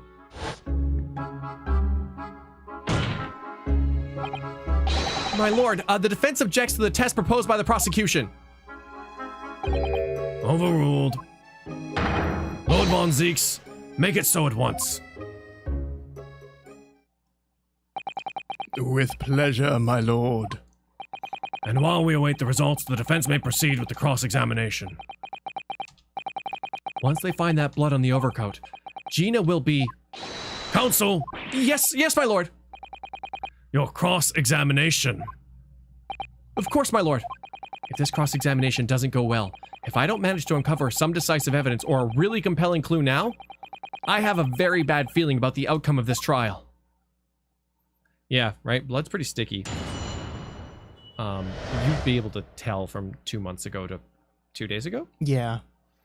Based on its like coagulation and its other words that are It would biological. probably smell really bad. Yeah, too, it would by smell this point. really gross.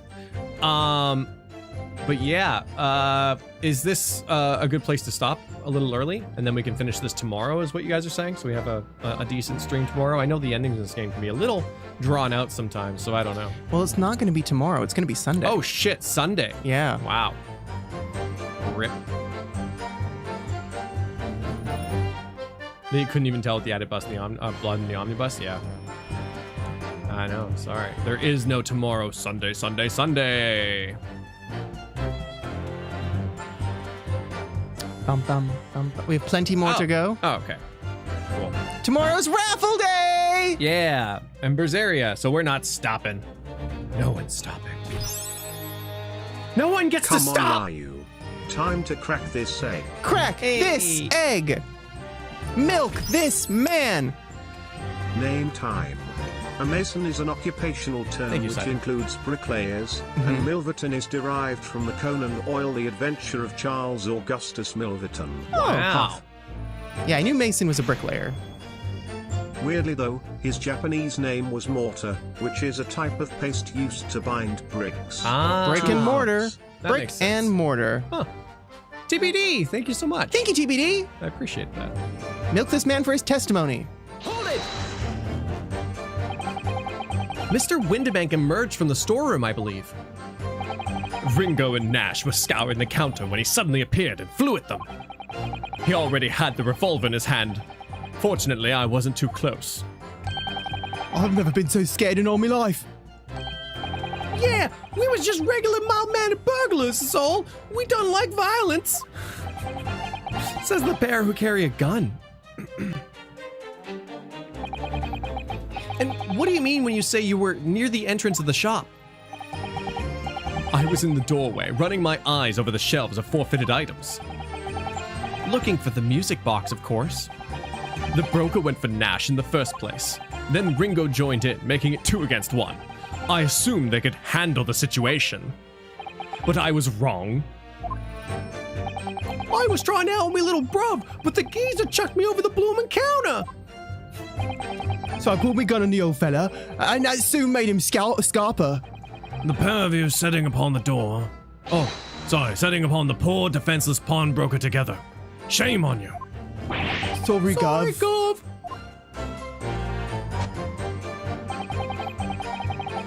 When Winterbank threw Nash over the counter, I felt a sharp pain in my arm.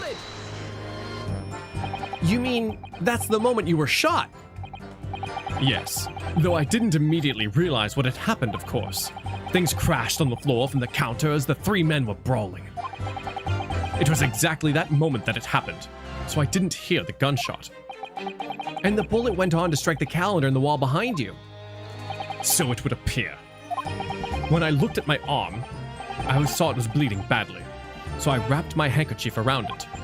Seeing as how I couldn't explain what had happened to a doctor, I had no choice but to wait for it to heal. I didn't imagine it would still be bleeding 2 days later. Did Mr. Windibank intend to shoot you, do you think? Well, now, I don't imagine he even noticed I was there, to be honest. Perhaps the gun went off accidentally. Anyway, it didn't quite strike home. When I pulled my gun on him, he tried to shove me out the way. And then he scarpered through the door in the back! At which point, what did you do? Did he throw both Nash and Ringo? Dude's just chucking peeps around his shop. Just a full adrenaline, just... And then he sees the gun and he's like, ah! I pursued the man, but he shut himself in the storeroom. I could see him through the peephole in the door, though. Hold it! You mean you chased after him?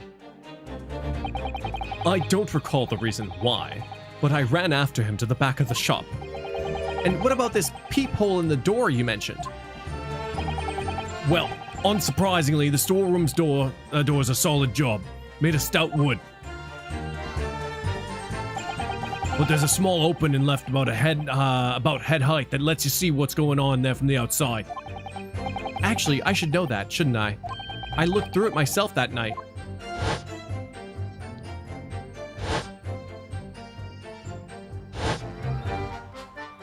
And what about you burgling brothers?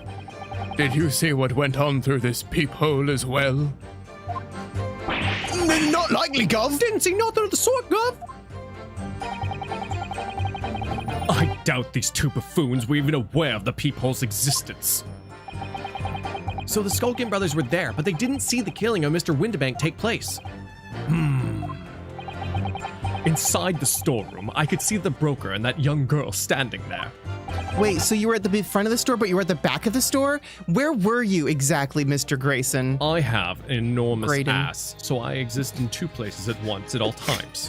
Okay, fair enough. The defendant. Yes, though neither of them noticed I was looking.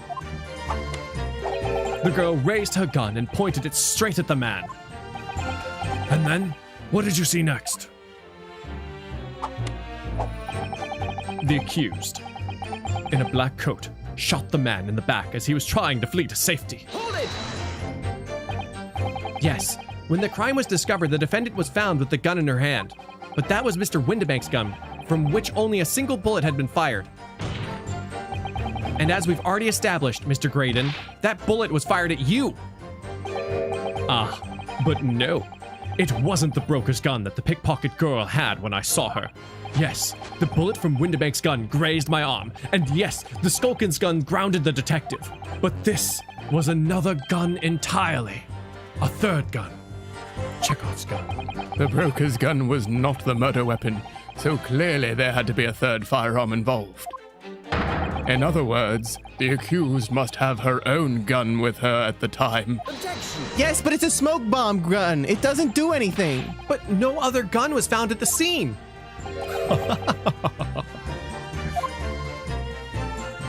Calm yourself, counsel. Sorry? You must consider the events in order. At first, I saw the broker and the girl glaring at each other, but then, all of a sudden, the broker turned to run.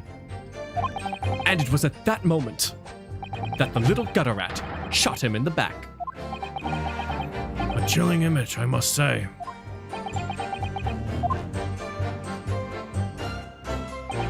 I saw the blood spatter all over that wretched girl. How if she shot him from behind? You're such a bad liar. What kind of ciphers do you make? They must be the worst ciphers ever. All over her? Yes. Through the peephole, I saw it clearly. What really makes me wonder is how he knows about the blood on the jacket, though. Yeah, right? I'm wondering if he was there too and he's the one who stabbed his dad? I don't know. Well, it wasn't his jacket, though, so he couldn't have. I don't know. It's just, I want to know how he knows about the blood, unless he realized it when he was wearing it, but no one else noticed, so I don't know. Of course, the stains are invisible now. What with the coat being such a dark color. But I assure you, that garment is sullied with the victim's blood. Well, it is sullied with blood, that's for sure. But it's not Mr. Windibank's blood, is it? No, that's right. It was Mr. Mason Milverton's blood from when McGilded stabbed him 2 months ago. It's so annoying! If only they'd accept Hurley's chemical analysis, we could prove that. But they won't. So unfortunately, we can't use it as evidence to support our case. Bother. How much you want to bet his that thing is a gun?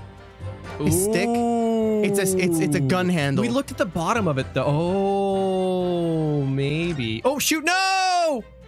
What's your feeling, Runo? As much as I hate to admit it, I don't see any obvious holes in the testimony at the moment. What? But you have to find a way to break this man. And quickly, too. Because once they discovered the blood on the overcoat that Gina was wearing... It's a bit strange that he is so sure of himself about seeing the blood splatter over Ginny's coat. It does strike me of some sort of thing you'd claim if you hadn't genuinely seen it happen. But we know that Gina didn't shoot Mr. Windibank. So what's going on? I know I didn't press that last All one. I know is that it's very unfair. Why should some German scientist's test be acceptable as evidence when mine and Hurley's wasn't?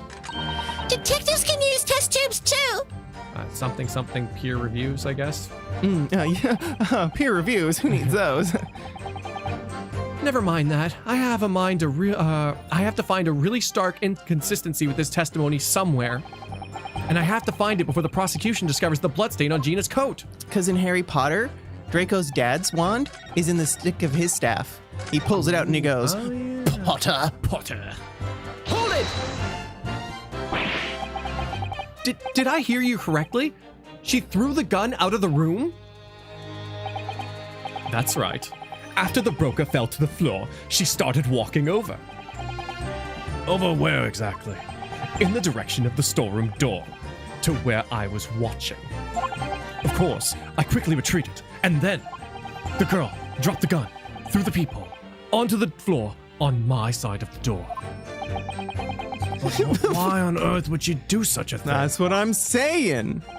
I couldn't tell you. Perhaps she was hoping to distance herself from the murder weapon. What? Without thinking, I went and picked it up. I suppose I was worried about just leaving it there in case more tragedies took place. What? Picture this, a murder in the omnibus, on the roof. No one saw it. They threw the body into the omnibus. And then, having distanced herself from that gun, she figured she'd confuse everybody by picking up a different gun and then having a nap because she was tired. Do you follow?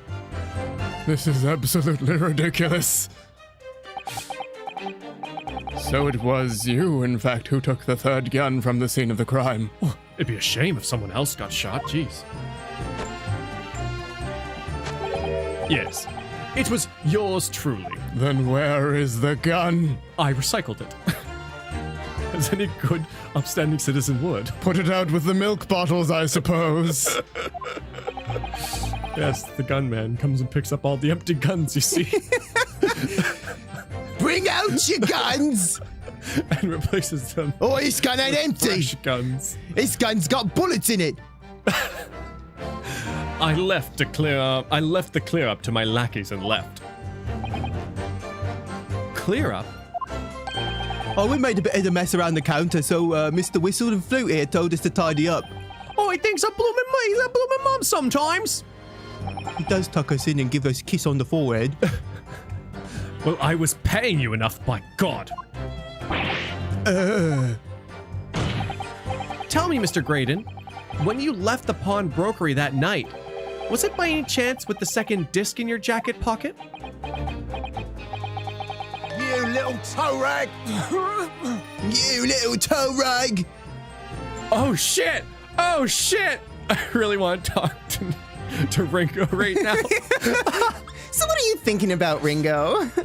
You're like a bull at the gate, aren't you? I gotta pursue this. Excuse me. Gentlemen. Mental gin.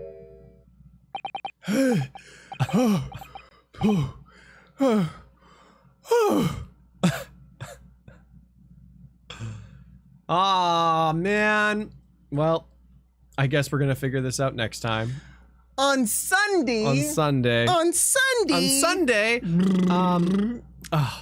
As I'm sure you're aware, this game is coming to an end pretty quick. We will be playing the second game after this, but we're going to take a short break and we're going to play a different game for which there's a vote going on to decide which game. And the results may surprise you. I haven't looked at them today. So. I have. Oh, you have? Yeah, there's actually a link in the description if you want to go check it out. Set a vote.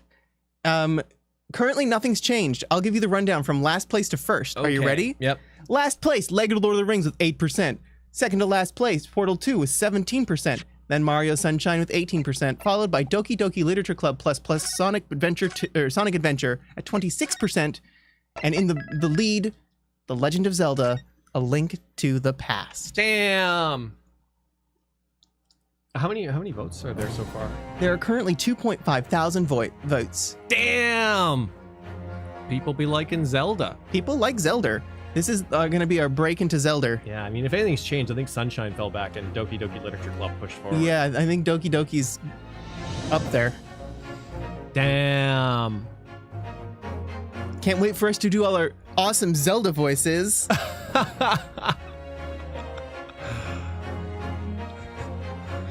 Oh, that's fun.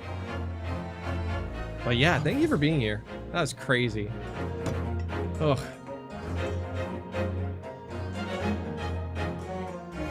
Nyan to Graydon, why the fuck you lion? Why are you always lying? Oh my god, stop fucking lying.